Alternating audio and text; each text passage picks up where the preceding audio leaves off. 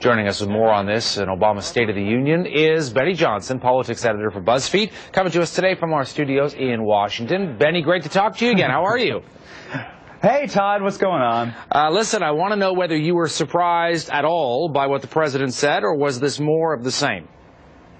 I want to thank you for bringing me on because the State of the Union is a very boring topic for Americans, so I couldn't possibly imagine how boring it must be for a Canadian audience. It was my first State of the Union. I was in the chamber while it happened. There was a lot of pomp and circumstances, and it was an exciting time to be there. There's every elected member that and our Supreme Court and our military is represented there. So it's really great to be in the room. That doesn't happen any other time during the year. But as far as actual news being made, this is kind of par for the course. The State of the Union, there's always a lot of build up to it, and then it gets there, and it's just kind of a non-news event. The big push here was, and the new thing here was the minimum wage push. Yeah, what did you make of that? The administration is doing. Well, it's going to be an uphill battle. You have a divided House. You have a Republican House and a Democrat Senate, and you have an election year.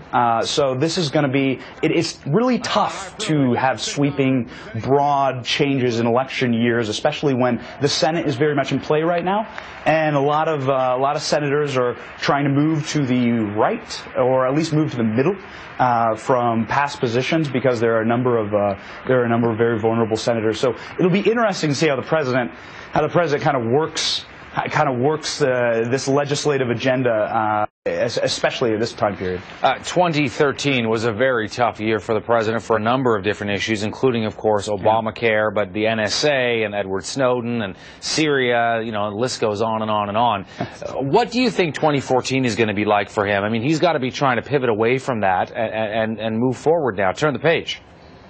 Right, and that's why you see a lot of this a lot of the executive privilege, executive order talk happening, because he is realizing that the term lame duck is being used a great deal when attached to his name, and that in 2013 he definitely arguably had the worst year of any politician in Washington, and he still has a legislative agenda, and he's going to have to start using some interesting and unique options to push that forward. You've already seen in the Senate what we call the nuclear option being put into place, which is you get rid of the filibuster, and essentially just a simple majority gets you what you want for the nomination for judges.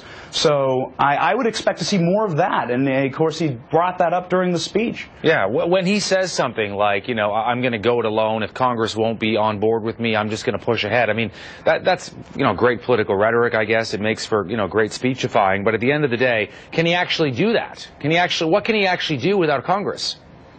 Yeah, there are executive orders that you can sign, and I wish I was more of a constitutional expert on this, but he has plenty of privileges. However, the purse strings are ultimately controlled by Congress, and so you're going to need money to get these things done, and to make any broad sweeping changes, you're definitely going to have the approval process of this very divided Congress to work with.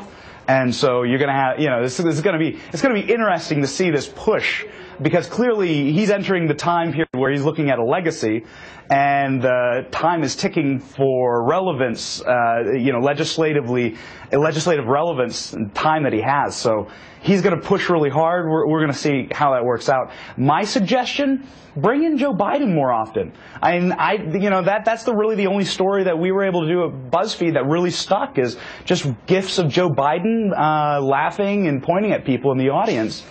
People just seem to like that. He's like the only man in the room that everyone can agree on. They all really like. So. All right. Benny Johnson with BuzzFeed. Thanks so much. Great talking to you as always, man. Be well.